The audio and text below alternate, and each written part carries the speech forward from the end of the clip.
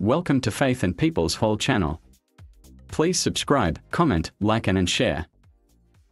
Pa Elton, as he was affectionately called, left his native country England to come to Nigeria in March 1937 in response to a divine call to be a missionary to Ilesa.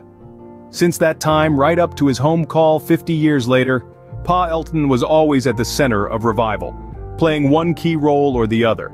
He discipled a lot of the men who led and still lead the Pentecostal revival in Nigeria. He was part of the ongoing revival at Ilesa, spearheaded by Apostle Joseph Babalola. In the 60s, he provided a platform for international evangelists like Gordon Lindsay, T.L. Osborne and others seeking to carry out evangelistic work in Nigeria. In the 70s or West, he became the father of the Pentecostal charismatic movement that emerged in the nation's campuses. In the 80s, up to his passage in January 13, 1987, he concentrated on teaching prophetic truths about the kingdom of God and the emergence of the end-time overcomer company. Sign of speaking in other tongues. In Sunderland, a Pentecostal revival broke out in 1907, even as the Azusa Street revival was going on in Los Angeles. Around 1928, God began to stir in Pa Elton's heart a desire for the gifts of the Spirit.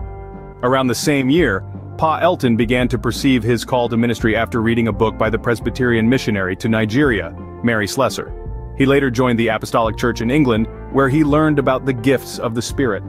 God began to speak to him about his call to Nigeria and the exact location he was to go, Ilesa. He was so sure about his call that he named his dog Ilesa before leaving England.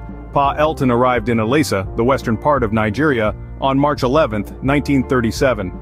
He came to Nigeria confident of his mission to the Nigerian church, to raise the next generation of leaders, preserve the gains of the revival that broke out in the 1930s, and set a foundation of sound doctrine for the church.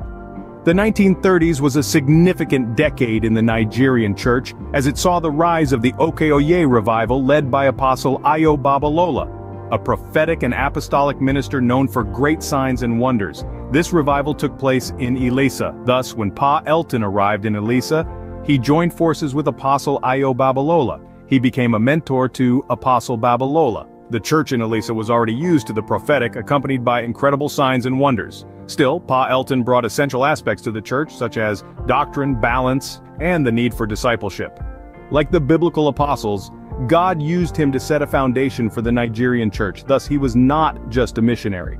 Still, like the Apostle Paul, an apostolic and prophetic voice, carefully setting the foundation of the church in a nation he prophesied would trigger the revival coming out of Africa. After 50 years of eventful ministry, he passed away on January 13, 1987. He was buried at Ilesa. Thank you for watching Faith and People's Whole channel. Please subscribe, comment, like and share.